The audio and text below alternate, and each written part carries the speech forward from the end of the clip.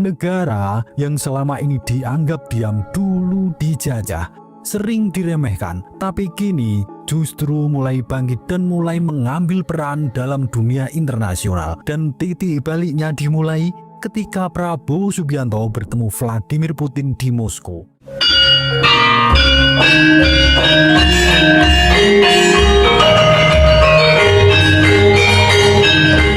Assalamualaikum warahmatullahi wabarakatuh. Salam waras-waras wae. Saat negara-negara besar seperti Amerika, Rusia, dan Cina sibuk saling unjuk kekuatan, tiba-tiba dunia menoleh ke arah satu negara di Khatulistiwa. Negara yang selama ini dianggap diam dulu dijajah, sering diremehkan, tapi kini justru mulai bangkit dan mulai mengambil peran dalam dunia internasional. Dan titik baliknya dimulai ketika Prabowo Subianto bertemu Vladimir Putin di Moskow. Sebelum kita bedah satu persatu, silahkan tulis doa dan harapan kita semua untuk negeri ini di kolom komentar. Dan bagi sedulurku yang muslim, jangan lupa tulis sholawat. Semoga doa-doa kita semua terkabul. Yang pertama, ramalan Gus Dur, Prabowo akan dibutuhkan saat dunia kacau. Prabowo itu keras tapi ikhlas. Dia akan dibutuhkan bangsa ini ketika dalam keadaan sedang genting. Ucapan Kiai Haji Abdurrahman Wahid atau disebut Gus Dur. Dulu dianggap ini adalah sekedar ucapan biasa. Hari ini terasa menjadi sebuah nubuat besar.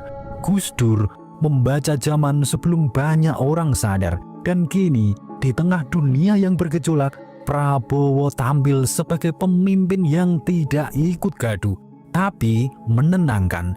Tidak ikut perang, tapi membangun. Prabowo bukan sedang mencari panggung, ia sedang menyiapkan masa depan bangsa dengan cara yang bahkan tak banyak orang sangka. Membuka kerjasama besar dengan Rusia tanpa meninggalkan siapapun. Yang kedua, kerjasama Prabowo Vladimir Putin. Indonesia tidak lagi diremehkan negara besar. Pada Juni 2025, Prabowo bertemu langsung dengan Vladimir Putin. Hasilnya, kerjasama energi nuklir damai bersama Rosatom, pembangunan bandar antariksa di Pulau Biak, Papua, platform investasi senilai 2 miliar dolar RITNIP, kolaborasi AI, transportasi, dan pendidikan tinggi. Bandar antariksa Biak akan menjadikan Indonesia salah satu dari sedikit negara di dunia yang punya peluncuran roket aktif, sejajar dengan Amerika, Cina, India, dan Rusia. Yang ketiga, ramalan Syekh Nazar Hussein, Indonesia akan memimpin dunia Islam dengan ilmu. Dari timur akan bangkit satu negeri yang disegani, bukan karena pedang, tapi karena ilmu, teknologi, dan keadilan. Negeri itu adalah Indonesia. Itulah yang diucapkan oleh Syekh Imran Nazar Hussein, seorang pakar eksatologi dari Trinidad Tobago. Ramalan ini semakin nyata. Indonesia tidak ikut perang, tapi membangun energi bersih. Indonesia tidak menekan negara lain, tapi menawarkan solusi. Indonesia tidak menjajah, tapi mencerdaskan lewat teknologi dan pendidikan. Bandar antariksa Biak bukan hanya proyek sains, ia adalah lambang kemandirian, simbol bahwa Nusantara kini bersiap ke antariksa.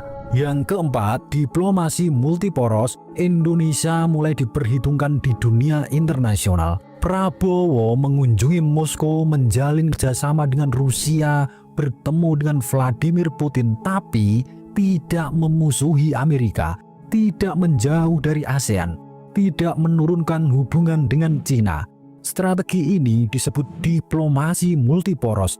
Hanya negara kuat dan berdaulat yang bisa memainkan banyak jalur diplomasi tanpa menjadi pion. Dan ini semua berangkat dari prinsip dasar luar negeri yang dulu ditegaskan oleh Bung Karno dan kini dilanjutkan oleh Prabowo. Yang kelima, dunia mulai melihat ke Pulau Biak. Pulau Biak dulunya dianggap terpencil, tidak ada orang yang tahu. Tapi kini jadi titik peluncuran satelit Indonesia dan dunia. Jadi pintu teknologi strategis Asia Tenggara. jadi ikon kedaulatan antariksa Indonesia. Dia akan menjadi Cape Canaveralnya Indonesia. Di masa depan, generasi muda Papua bisa jadi astronot Indonesia yang pertama. Sebuah peradaban baru telah dimulai dari timur Indonesia. Yang keenam, kebangkitan bukan omong kosong, investasi dan teknologi nyata. Indonesia tak lagi jadi ladang bahan mentah. Melalui kerjasama Prabowo dan Vladimir Putin, kita bangun pembangkit listrik nuklir modular atau SMR. Kita kembangkan AI dan riset teknologi tinggi. Kita bangun platform investasi strategis dengan dana miliaran euro.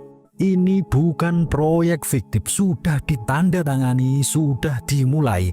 Dunia mulai sadar, Indonesia sekarang punya arah, punya strategi, dan punya pemimpin yang serius. Yang ketujuh, Gus Dur dan ikhlas, kunci kepemimpinan Prabowo.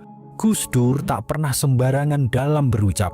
Ketika beliau mengatakan Prabowo adalah orang paling ikhlas untuk Indonesia, itu bukan sekedar pujian, tapi sebuah nubuat besar. Dan hanya pemimpin yang tidak haus pencitraan yang bisa membuka jalan diplomasi di tengah panasnya dunia, mengambil keputusan strategis yang berpihak kepada rakyat, mengorbankan ego pribadi untuk kebaikan bangsa.